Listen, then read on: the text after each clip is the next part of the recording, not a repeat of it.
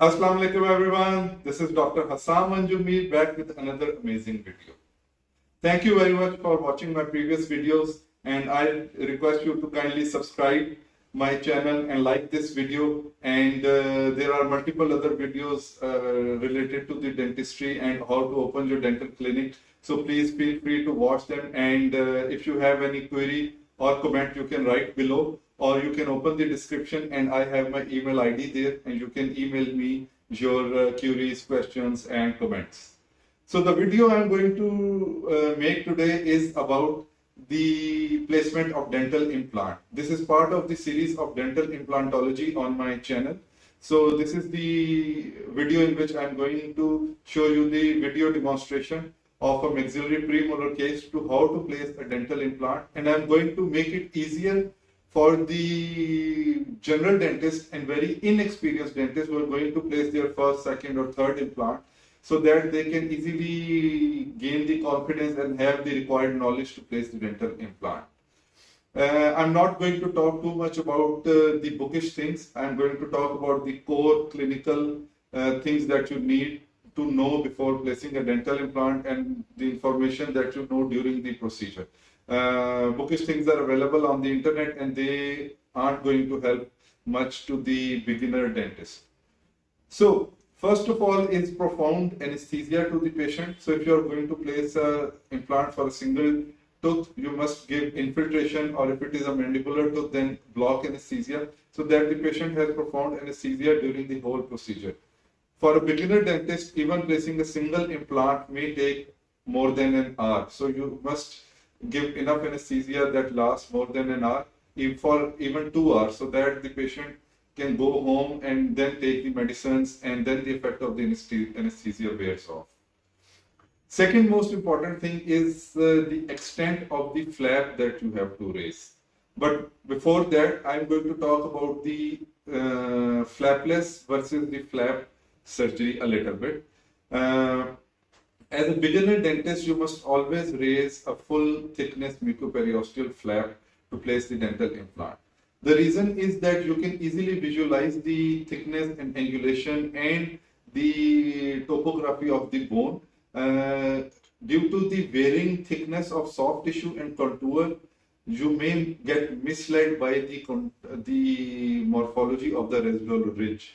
And if you are placing the implant for the first time, or you are an inexperienced implant specialist, you may not able to place the implant in the correct angulation and may lead to the failure of the implant.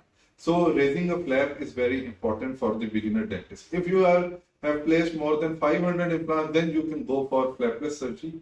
And even then, if you ask the prosthodontist and maxillofacial surgeons and periodontists who are placing the implant, they will still, most of them tell you that raising the flap is always the better option. So the book says that you have to raise the flap 2 teeth anterior and 1 to 2 teeth posterior, but that is too much reflection of the flap. My advice is just raise the flap from the papilla mesial to the edentulous space and distal to the edentulous space. That is enough to give you enough exposure of the bone, so you can visualize the angulation and topography of the residual ridge.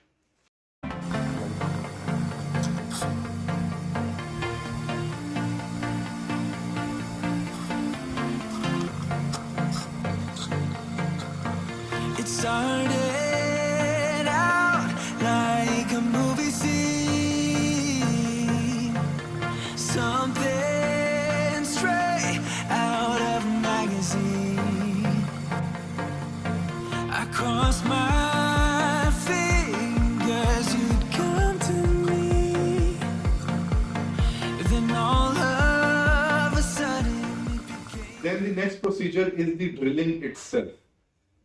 You should keep the RPM of the drills between 600 to 800 RPM and at 35 Newton centimeter torque. And the irrigation must be profuse. It's always better if you refrigerate the irrigant. Generally, normal saline is used.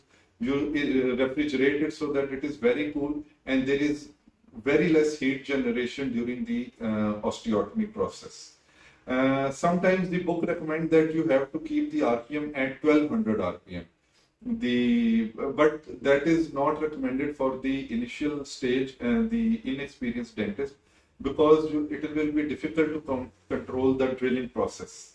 So my advice would be that you must keep the RPM between 600 to 800 with 35 Newton centimeter torque on the physio dispenser. And when you are drilling, insert the drill 1 to 2 millimeters, then take it out so that the irrigant flows in the osteotomy side, then insert the drill another 1 to 2 millimeters, then take it out, and then drill till the full length and take it out fully, then take it 2 times or 3 times till the full length so that adequate drilling takes place. You must keep focus on the angulation of the drilling, mesiodistal as well as buccolingual. Initially it is a bit difficult. You can ask your assistant to keep an eye as well, and he'll also guide you that if the angulation gets disturbed during the drilling process. And you can verify the angulation. First drill using the pilot drill, then insert the pilot drill, remove the pilot drill from the handpiece and insert it in the osteotomy site, and then have a look from all the angles to see that the angulation buccolingual and mesiodistal is correct or not. And also take a radiograph. I'm going to show you in the cases as well that I take sequential radiograph after every drill generally, to see the angulation according to the roots as well, and approximation of the tip of the drill with the nerve in the mandibular arch or sinus or floor of the nose in the maxillary arch.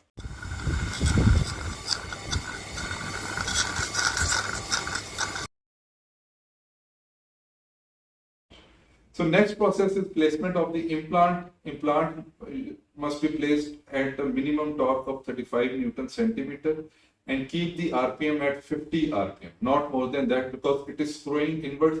If the RPM is more, you can screw it deep into the bone and can cause damage to the vital structures underlying.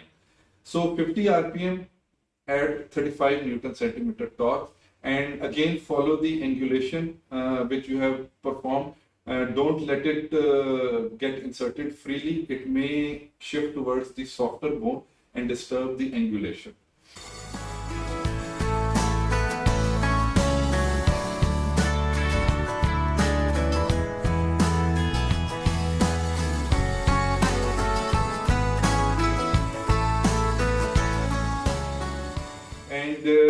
Water must be turned off, and you should place the suction on the socket so that there is no blood pooling in the osteotomy site. But when you are about to place the implant, take the suction out, because generally we are using the suction tip with the cut tip. The implant can get sucked into the suction. So that can happen, and the cases have been reported in which the implant was sucked into the suction. After placing the implant, the main thing is what to keep the level of the implant at. Either you should submerge the implant, keep it flush, or keep it above the bone.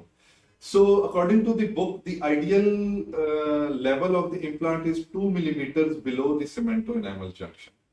So if the bone level is less, 2 or 3 threads of the implant will be exposed. If the bone is high, you may have to submerge.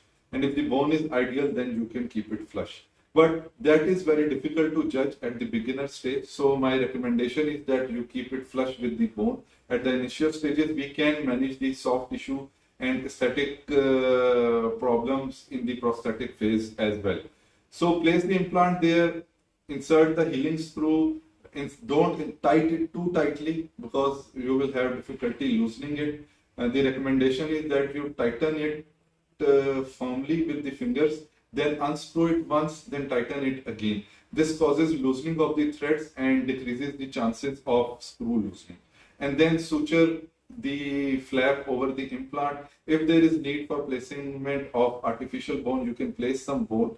Otherwise, if there is no need, just suture it, place 2 or 3 sutures for a proper approximation. And the remaining instructions are same as the instructions of the extraction. So once again, thank you very much for watching this video. Subscribe to my channel and share this video with your friends and colleagues.